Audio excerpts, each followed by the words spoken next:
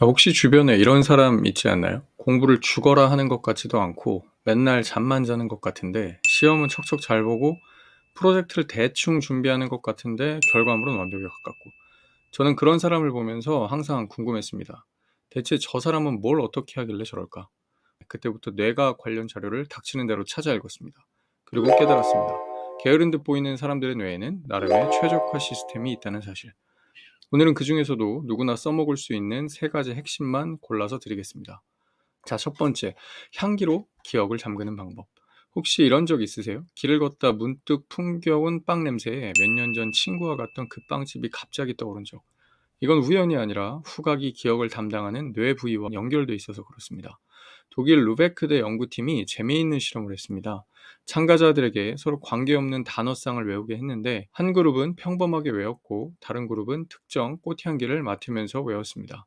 그리고 중요한 건 두 번째 그룹은 잠잘 때도 같은 향을 맡게 했다는 점입니다. 다음날 결과는 확연히 달랐습니다.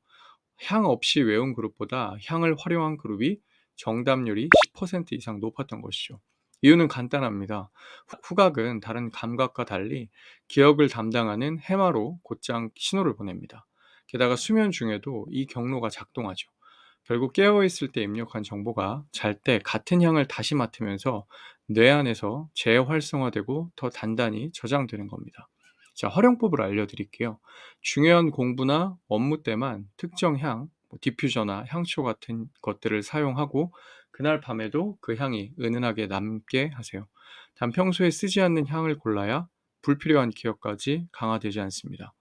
두 번째, 자기 전 한두 시간 뇌 업그레이드 타임.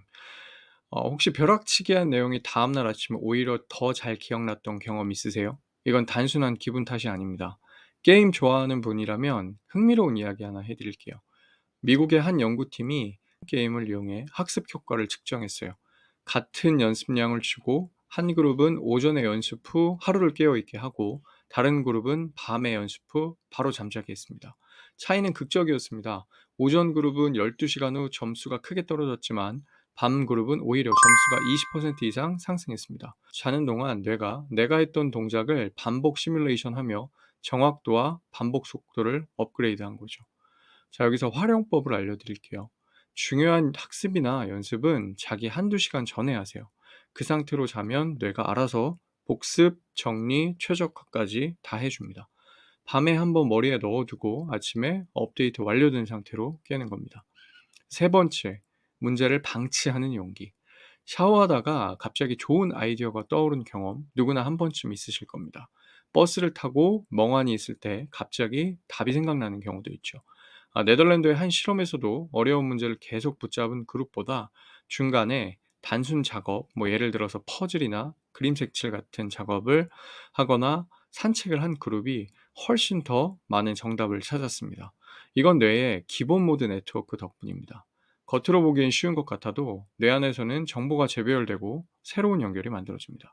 그래서 풀리지 않는 문제는 잠깐 내려놓고 손은 움직이지만 머리는 편한 활동을 해보는 게 좋습니다. 2-30분만 이렇게 해주면 뇌가 생각보다 빨리 답을 찾아옵니다. 자, 활용법 알려드릴게요. 풀리지 않는 문제는 과감하게 내려놓으세요. 그리고 20에서 30분 동안 다른 단순 활동을 하거나 가볍게 멍 때리면 뇌가 조용히 답을 찾아올 수도 있습니다. 물론 모든 경우에 다 그렇다는 건 아닙니다. 자, 마무리합니다.